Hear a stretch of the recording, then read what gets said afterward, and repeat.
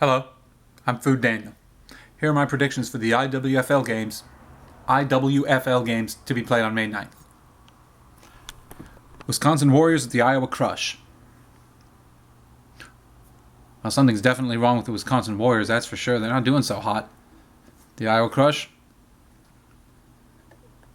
Well, they're not doing too hot. They're 0-3 as well. But their games have been closer.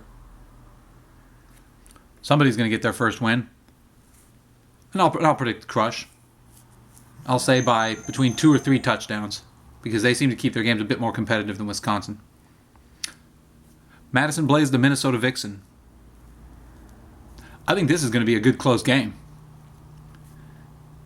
The Vixen doing real well. Doing real well this year. Madison Blaze, though, they're not shabby either. 56-0 over Wisconsin. And 26-20 over the Iowa Crush. This is going to be close. I'm going to go ahead and predict the Blaze on this one. I'm going to say the Blaze will win by 2 touchdowns or less. Yes, the Blaze by 2 touchdowns or less. Okay, Rocky Mountain Thundercats at the Nebraska Stampede. This, too, ought to be a good close game. Okay, Rocky Mountain seems to put up more points than Nebraska does. But it is a home game for Nebraska, and I imagine there might be a few fewer Thundercats players. I'm going to pick the Thundercats in this one, but again, by 2 touchdowns or less. I think it's going to be a close game. Nevada Storm at the Utah Falcons.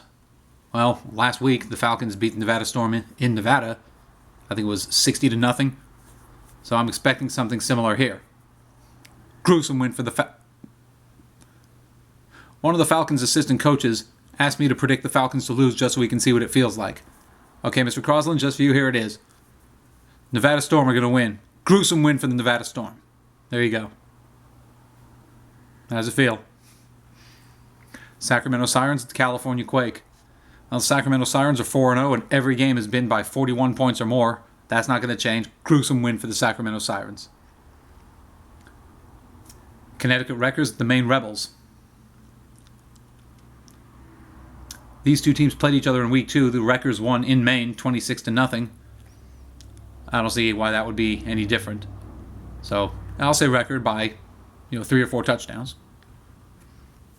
Okay, the marquee game in the IWFL this week, the New York Sharks, the Pittsburgh Passion.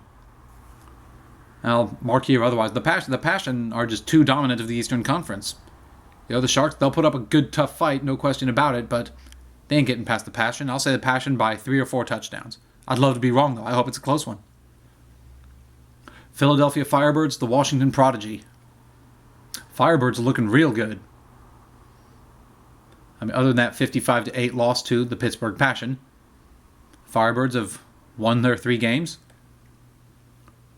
I'm looking at the Prodigy here. Let's see, a 19-0 loss to New York, 19-0 loss to the Carolina Phoenix, and a 37-8 loss to the New York Sharks.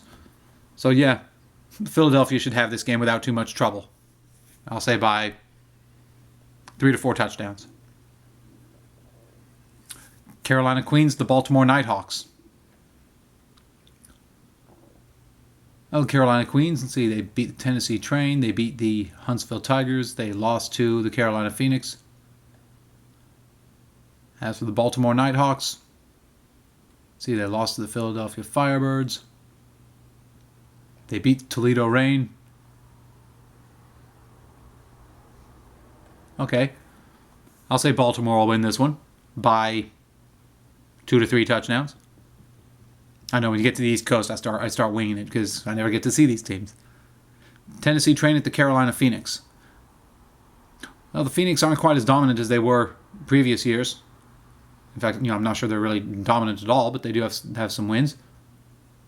They'll do just fine against the Tennessee Train. But this will be a close game, though. This will be a close game. The Tennessee Train, they will score their points. They haven't been, blown out by anybody this year. And neither is the Phoenix. I'll say the Phoenix by 2 touchdowns or less. And finally, the Knoxville Lightning at the Huntsville Tigers. That's a fun thing about Appalachia. You got Vills everywhere. Well, these two teams played each other in Week 1, and the Huntsville Tigers beat the Knoxville Lightning 55-8.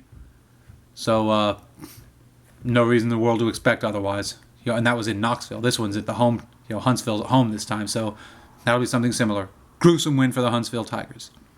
And that completes my predictions for the IWFL games for May 9th. Thank you.